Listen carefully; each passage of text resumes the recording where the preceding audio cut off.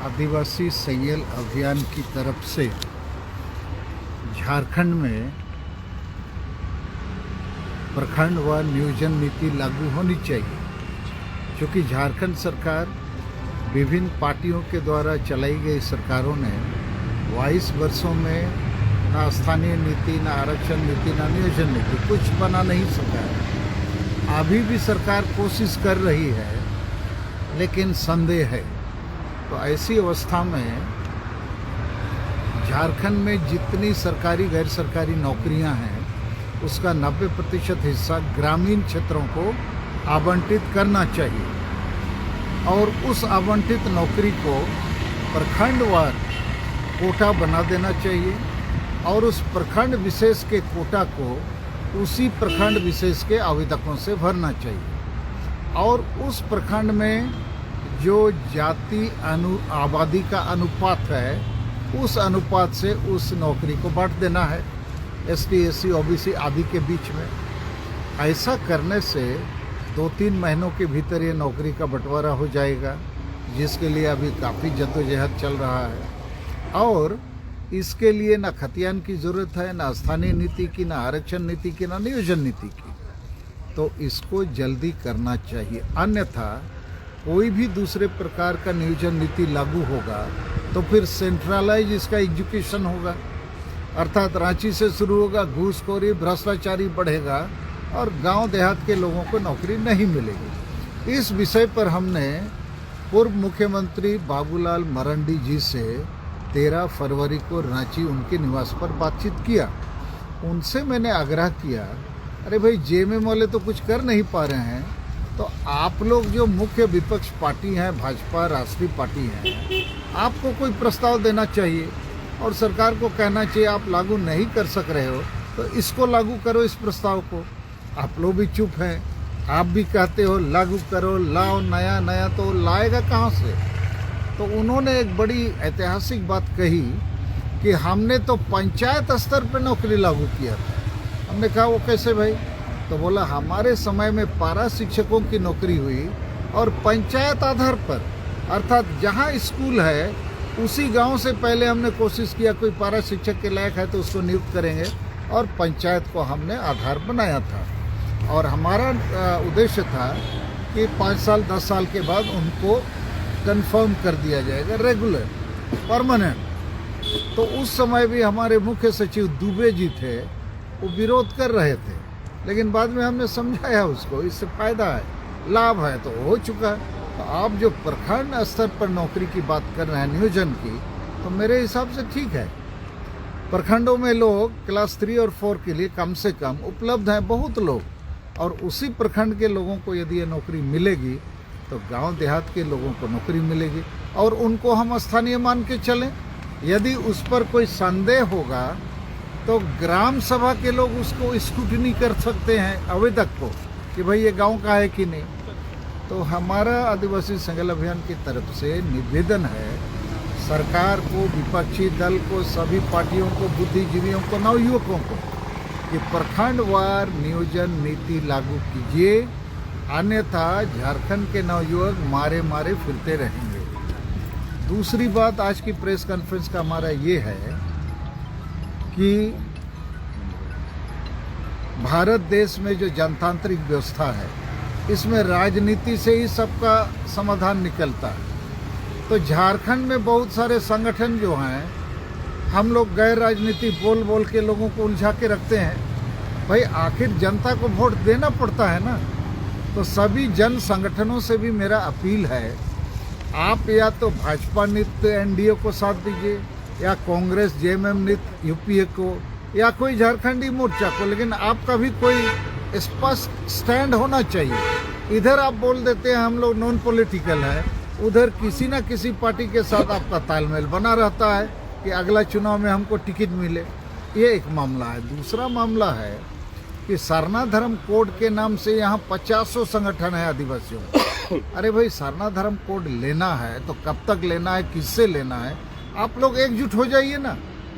फिर और एक ग्रुप है कुर्मी महतो के विरोधियों का, तो उसमें भी अनेक ग्रुप अपना अपना आंदोलन कर रहे हैं, लेकिन वो कुर्मी समाज का ही विरोध कर रहे हैं। कुर्मी को एसटी बनाने के लिए जो लोग अनुशंसा कर चुके हैं या कर रहे हैं, खासकर जेएमएम और कांग्रेस, इसके खिलाफ कुछ नहीं बोलते हैं। तो ये लोग उन्हीं पार्टियों के नेता हैं, वहाँ से बोल नहीं पाते हैं, तो कुर्मी को एक नॉन पॉलिटिकल मंच बना के विरोध कर रहे हैं। तो इधर नॉन पॉलिटिकल मंच से कुर्मी विरोध, और वोट के लिए कांग्रेस बीजेपी से अब खुद खड़े हो जाते हैं। तो विरोध भी समर्थन भी।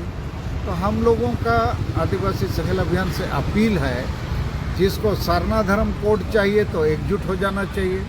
कुर्मी विरोध करना है तो कुर्मी जाति से ज़्यादा उन पार्टियों का विरोध करना चाहिए जो कुर्मी को एसटी बनाने का राजनीतिक वोट बैंक लालच के लिए हम लोग जो असली आदिवासी हैं हम लोग को मरवाने का काम कर रहा है। तो इन सारी चीज़ों को ठीक करना चाहिए, नहीं तो ये बड़ा बड़ा रैली मीटिंग जुलूस से कुछ लाभ नहीं होना है, सिवाय कुछ नेता और चेहरा चमकेगा। अगला चुनाव के टिकट में थोड़ा भाव बढ़ेगा। तो इन चीज़ों से हम लोग आदिवासी समाज को सावधान करना चाहते हैं। और बाकी तो बहुत सारे मुद्दे हैं, जैसे मारंग बुरू बचाने का आंदोलन हम लोग का जारी है, सरना धर्म कोड हम लोग को लेना है, CNT SPT कानून लागू कराना है, और रोजगार भी स्थानीय लोगों को मिले। इन सारी चीज़ों पर आदिवासी संघर्ष अभियान जोरदार काम कर रही है।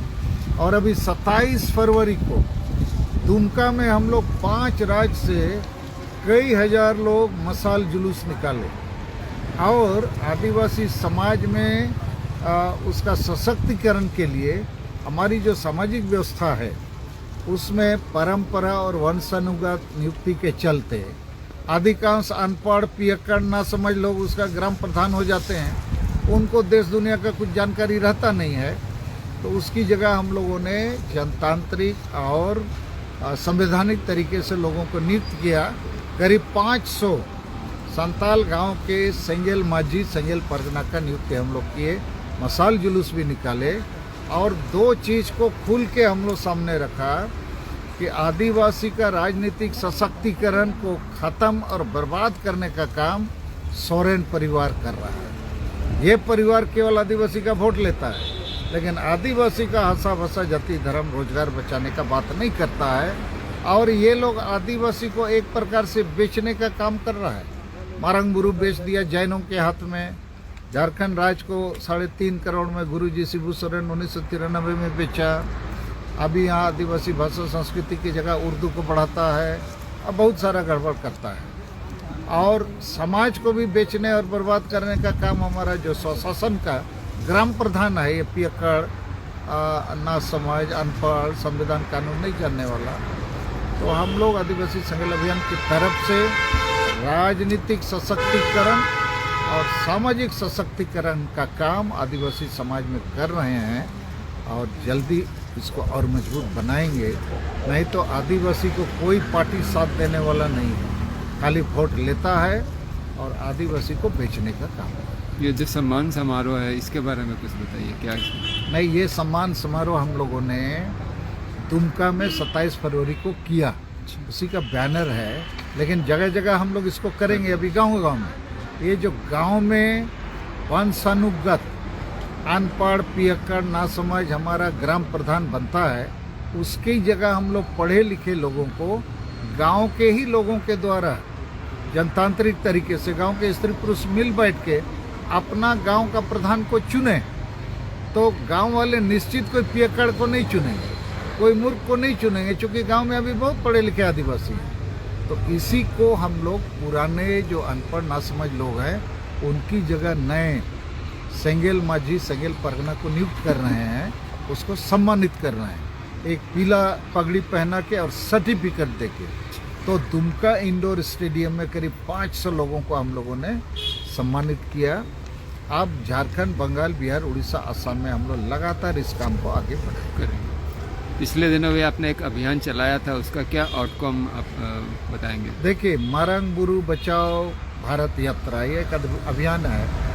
तो मारंग बुरू हम लोग पारसनाथ पहाड़ जो गिरिडीह में है उसको बोलते हैं। मारंग बुरू का मतलब हमारा ईश्वर है। तो हेमंत सोरेन सरकार 5 जनवरी 2023 को उसको लिख के जैन को दे दिया, हमारा ईश्वर को ही बेच दिया, धर्म को बेच दिया, हमारा धार्मिक आस्था पर भी लात मार दिया। तो इसका हम लोग जनता को जगा रहे हैं, उसको जोड़ रहे हैं। और हम लोगों ने कह दिया है कि भाई भारत सरकार, राज्य सरकार और राष्ट्रीय अल्पसंख्यक आयोग, आप लोग मिल बैठ के एक तो फैसला लो, आदिवासी के मामले को भी समझो, अन्यथा हम लोग को आप लोग मजबूर करिएगा। तो जैसे राम मंदिर आंदोलन उग्र हो गया, आक्रामक हो गया और बाबरी मस्जिद धकेल के गिरा दिया, तो हम लोग को ऐसा स्थिति में मत ले जाओ कि हम लोग भी एकजुट होकर वहाँ पारसनाथ में पहाड़ में जाके जैन मंदिर को ढकेल के गिरा दें। उसके पहले बहुपक्षीय वार्तालाप किया जाए, जरूरत पड़े भारत सरकार एक आयोजन का गठन करे। चूँकि हम आदिवासी 2011 की जनगणना में 50 लाख से ज़्यादा लोग सरना लिखाए और जैन लिखाया 44 लाख, हम उससे भी ज़्यादा है ना। हमको मान्यता भी नहीं देते हो, हमारा धर्म और हमारा ईश्वर को भी बेच देते हो। तो एक प्रकार से ये तो आदिवासियों का धार्मिक नरसंहार है, भारतीय संविधान के अनुच्छेद 25 का उल्लंघन है। तो ऐसी स्थिति हम लोग बर्दाश्त नहीं करेंगे, क्योंकि मरता क्या नहीं करता, डू और डाई वाली स्थिति है। तो आंदोलन अभी चल रहा है, लोग बहुत साथ दे रहे हैं और जगह जगह बोल रहे हैं सर उसको ढकेल के गिरा देना है। तो हम बोला यार इसका समाधान हम लोग निकालेंगे, जब कुछ उपाय नहीं बचेगा तब देखेंगे। हम हिंसा के पक्षधर नहीं है, आदिवासी बड़ा शांतिपूर्ण आदमी है, तो इसलिए लेकिन आंदोलन हमारा चल रहा है, चलेगा। क्योंकि सारना धर्म और हमारा ईश्वर, हमारा पहाड़ सब लूटा जाएगा तो हम लोग तो मारे जाएंगे ना। तो इसलिए हम लोग बाध्य हैं और आदिवासी संघर्ष अभियान ईमानदारी से इस काम को कर रहा है। अपना नाम और पद बताएं। हमारा नाम सालखन मुर्मू है। हम 2 बार सांसद लोकसभा में रह चुके हैं। अभी आदिवासी संघर्ष अभियान के हम राष्ट्रीय अध्यक्ष हैं। हमारे बाएं तरफ मैडम सुमित्रा मुर्मू हैं, ये इस अभियान की केंद्रीय संयोजक हैं। उधर तिलका मुर्मू हैं, ये इस अभियान के युवा छात्र संघर्ष युवा छात्र मोर्चा के केंद्रीय संयोजक हैं। हमारे दाहिना तरफ में हैं चारवा खालखो जी, ये रांची जोनल कमेटी के ये महासचिव हैं। और उसके बगल में बिरसा उरांव जी हैं, ये रांची जोनल कमेटी के जोनल कार्यकारी अध्यक्ष हैं।